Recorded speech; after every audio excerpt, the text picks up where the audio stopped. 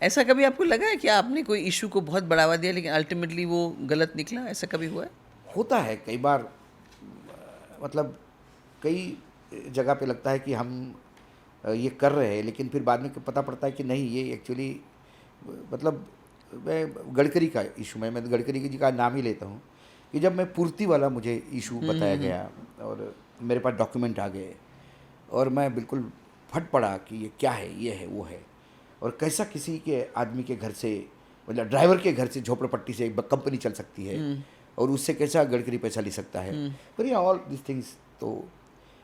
तो मैं बोल ही रहा था, तो एक कॉमन फ्रेंड था, उसने कहा कि एक बार अब बात कर लो। तो मैं बैठा, तो गडकरी जी ने मुझे कहा कि मैं ये नहीं कह रहा हूँ कि तू मेरे बारे में कुछ अच्छा बोल या बुरा बोल, you continue, second side of the coin you should know. तुम्हें ये पता होना चाहिए कि एक्चुअली हुआ क्या है।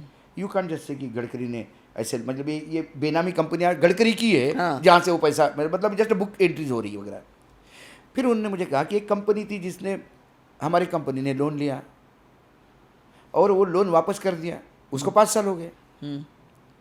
5 साल के बाद जिस कंपनी से लोन लिया, हमको मालूम नहीं वो कंपनी क्या कर रही है। एग्जैक्टली हाँ। अब उस कंपनी में कोई रेड वेड हो गई, तो देखा तो हमारा नाम, उन्होंने हाँ। दिखाया कि हम इधर है, उधर है, उधर है।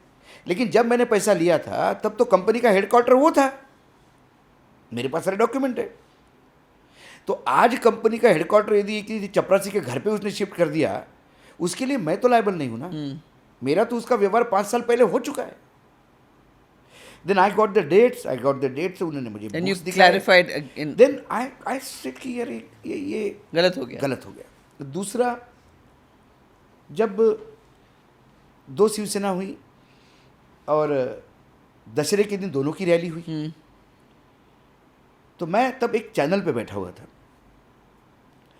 और फिर मैंने कहा कि वो एकनाथ शिंदे जो है वो जयदेव को लेके आए, जयदेव ठाकरे को। तो किसी ने कहा कि ये, मैंने बोला ये जयदेव ठाकरे है, ये बाला साहब के नंबर 2 के बेटे हैं, उद्धव से बड़े हैं। लेकिन मैंने बोला बाला साहब ने तो इनको घर से पहले ही निकाल दिया था, और आपने ले लिया उनको। ये इनको ला के क्या कर रहे हैं ये।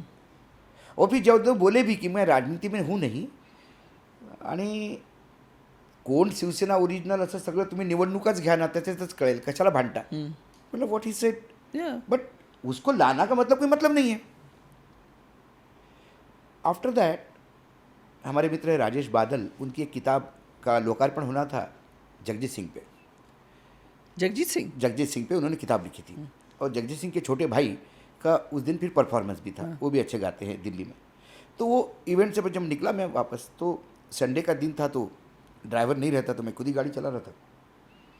तो एक फ़ोन बार बार आ रहा था अननोन नंबर से, मतलब नंबर सेव नहीं था। तो मुझे लगा कोई बार बार फ़ोन कर रहा है तो कोई कहीं फंसा तो ना हो। तो मैंने गाड़ी साइड को लगाई, मैंने बोला हेलो, बोला नमस्कार वानखड़े साहेब।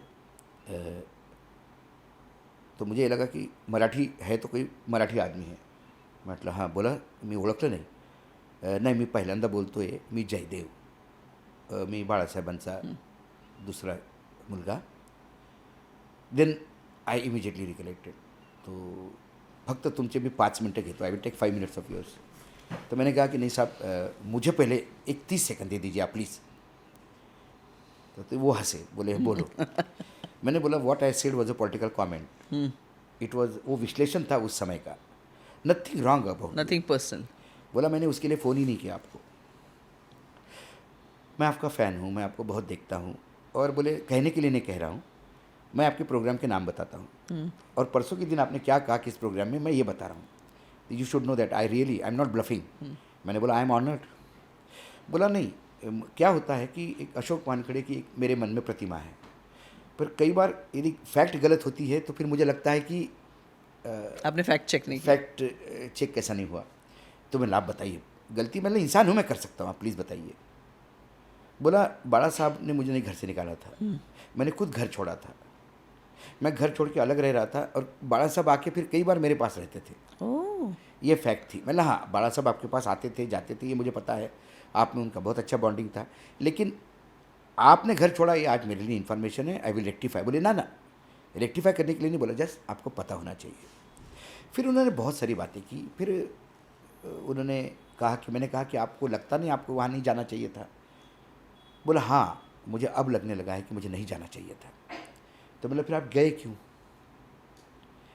तो बोला मैं दीघे का मित्र था, आनंद दीघे, आनंद हम उम्र थे, इसलिए हमारी बहुत पटती थी।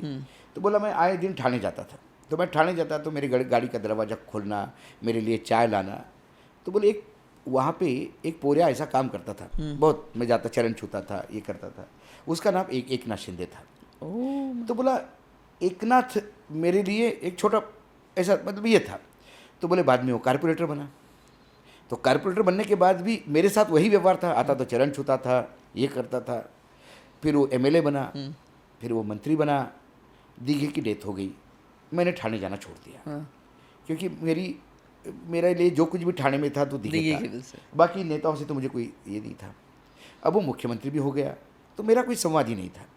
फिर एक दिन मुझे फ़ोन आया, बोले कि मिलना चाहता हूँ, घर आना चाहता हूँ। मैंने बोला, घर आना चाहता, आ जाओ। तो उसके पहले बोले पुलिस वुलिस आई कि साहब घर आ रहे, तो वो प्रोटोकॉल जो होता है। मैं तो बोला सिंपल रहता हूँ 2 बेडरूम के घर में, तो मुझे मिलने आए तो बोले उनके व्यवहार में वही था पुराना। आते सी उन्होंने चरण छुए, गले लगे, हम दोनों खूब रोए गले में गला डाल के। तो उनने कहा, बोले कि मुझे साहब की बहुत याद आती है, और दशहरे की रैली में मैंने साहब की चेयर खाली रखी है, आप आइए। यदि उस चेयर के बगल में आप बैठेंगे तो मुझे लगेगा कि साहब आशीर्वाद दे रहे हैं। मैंने बोला, बोले मैं आता हूँ। बोले अशोक बात ये हुई, सीधी सीधी बात ये हुई, और कुछ भी नहीं था उसमें। बोले नहीं, मुझे मेरा विश्वास है। और आपने बोला, मैंने बोला मैंने आप, बोले हाँ, उस प्रोग्राम में आपने बोला कि जयदेव जी ने ये भी, मतलब जयदेव जी देखिए नॉन पॉलिटिकल आदमी है, बस उतना करेक्शन था। मैंने वो मैं समय आने पे उसका, बोले नहीं, मैं कतई नहीं चाहता कि तुम उसको क्लैरिफिकेशन दो, हम आप मेरे करेंगे ना हीरो हो। इसमें। तो नहीं, फिर एक प्रोग्राम ऐसे ही कुछ बात हो गई, तो फिर संबंधों पे बात हो रही थी कहीं, तो फिर मैंने तब ये उदाहरण दिया। तो फिर That's- कुछ लोग एकनाथ शिंदे के जो अंधभक्त होते हैं वो नाराज़ हो गए, अरे आपने उनको बोला चाय। अरे मैंने बोला अरे तो बहुत जो अच्छी बात है। जो उसमें अब नारायण राणे, अब जो प्राइम नारायण मिनिस्टर राणे- चाय वाले से प्राइम नारायण राणे थापा के यहाँ यही काम करते थे। अरे नारायण चाय घेऊन ये, ए तू भाजी घेऊन ये रे। नारिया वारिया बोलते थे ना, हाँ, दोनों भाई तो भाई। मतलब ये मैंने नारायण राणे को भी कहा, मतलब that's मेरे पास dignity फोटोग्राफ of है labor. मैंने फोटोग्राफ मैंने बोला मेरे पास है कि जिसमें थापा भाई बैठे हैं चेयर पे, उस चेयर के एक हत्थे पे सुधाकर चौहान बैठे हैं जो ठाणे वाले थे, और मतलब नीचे पैजामा पहन के और बनियान पहन के आप बैठे हो। मैंने नहीं होते, मतलब तो यदि आज किसी ने ये मुझे ये बोला कि अशोक वानखेड़े हमारे झोपड़ी में आके हमारे माँ के हाथ का खाना खाता था, I will feel proud for that, या कि दे आर माई रूट्स। हाँ, और आपको बल्कि थापा भाई से शर्म नहीं आनी चाहिए। बल्कि पब्लिक आपके साथ कनेक्ट करेगी कि नहीं, देखो, और एस्पिरेशन भी वही होगा। होता है। आप ये मत समझिए कि अरे अब मैं मुख्यमंत्री अभी बन गया था, आप उसके बाद नारा कैसा बोला, तो आज मुझे कोई अशक्या बोलता है तो मेरा एकदम ऐसा अंदर से आ जाता कि कोई तो अपना मिला। हाँ, नहीं तो टाइगर भाऊ, अशोक जी, वानखेड़े जी, पक गए आदमी।